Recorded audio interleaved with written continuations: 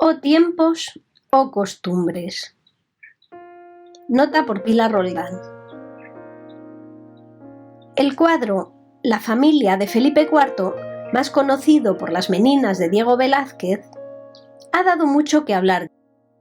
Se ha hablado de la complejidad de su composición, basada en la constelación Corona Boreal, cuya estrella principal es llamada también Margarita.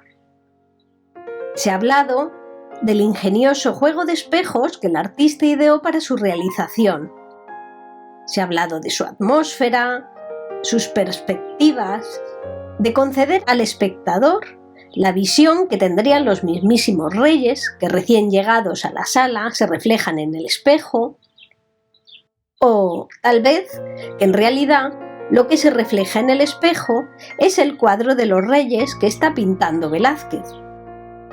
También del simbolismo de la Cruz de Santiago pintada a posteriori en el peto del artista, de la espontaneidad de su pincelada, pero ¿qué misterio encierra el humilde búcaro de barro que sobre el rico azafate de plata se ofrece a la infanta de las Españas?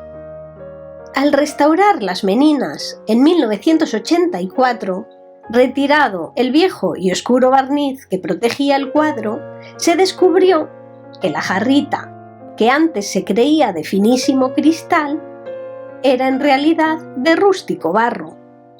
Esto dio pie a diversas conjeturas, más allá de que el barro mantiene fresca la bebida, tanto para reyes como para plebeyos. Se especula con que podría tratarse de un búcaro comestible. La bucarofagia fue una costumbre llegada de África que arraigó profundamente entre las damas del siglo de oro español. Consistía en comer vasijas de barro bruñido con fines terapéuticos y estéticos, pero sobre todo porque era morboso y adictivo. Un vicio en definitiva. Los barros procedían de Badajoz, Portugal o de México, y cuentan los cronistas de la época que estaban deliciosamente aromatizados. Sor Estefanía de la Encarnación, monja y profesora en el monasterio de religiosas franciscas de Nuestra Madre Santa Clara, en la villa de Lerma, escribe en sus memorias en 1631: como lo había visto comer en casa de la marquesa de la Laguna, dio en parecerme bien y en desear probarlo. Un año entero me costó quitarme este vicio, si bien es verdad que durante este tiempo fue cuando vi a Dios con más claridad. Madame d'Aulnoy, escritora y salonier, escribe en sus memorias de la corte de España: a las nobles españolas no hay cosa que más les guste que comer búcaro. 1690-1691. Quiero llamar vuestra atención sobre la mano derecha de la infanta, pues se me antoja que cambió de posición en 2 ocasiones y que dichas manos están reapareciendo del mismo modo que aparecen otros arrepentimientos en obras de Velázquez, como las patas del caballo en el retrato ecuestre de Felipe IV. Como yo lo veo, la mano original estaba en actitud de rechazo, la segunda se adelanta hacia la ofrenda, la tercera y definitiva agarra la jarra.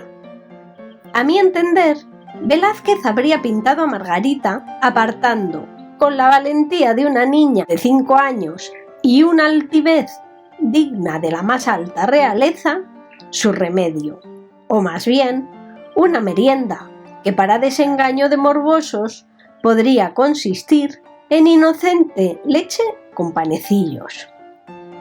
Un gesto tan teatral encantaría al artista, que gustaba de plasmar la personalidad de sus modelos, y resulta mucho más coherente en esta escena, donde la menina parece querer convencer a la niña que aparta el rostro con un mohín despectivo. ¿No resultaría extraño que la infanta adelantase una mano mientras vuelve la cabeza? Por otro lado, viendo el brillo que ostenta la jarra, más propio del incomestible barro esmaltado, me ratifico en la idea de que no es más que un sencillo y práctico contenedor. Además, los búcaros comestibles se usaban como anticonceptivos, como aclarantes para la piel, reguladores de la menstruación, alucinógenos. En conclusión, nada que una niña tan joven y pálida pudiera precisar.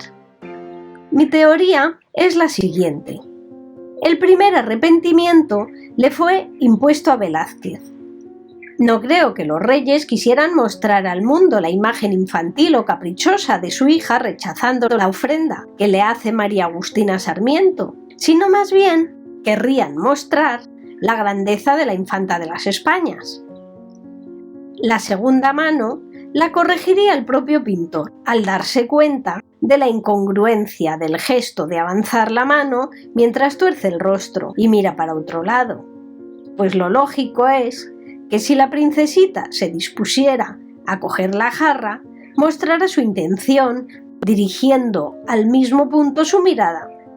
Aunque a Velázquez no le debió hacer ninguna gracia despintar la mano que rechaza, debió pensar que la mano asiendo la jarra era el mal menor, aunque también pudiera ser siempre, en mi opinión, que Velázquez quisiera mostrar su real repulsa a esa aberrante e insana moda que dieron en llamar bucarofagia.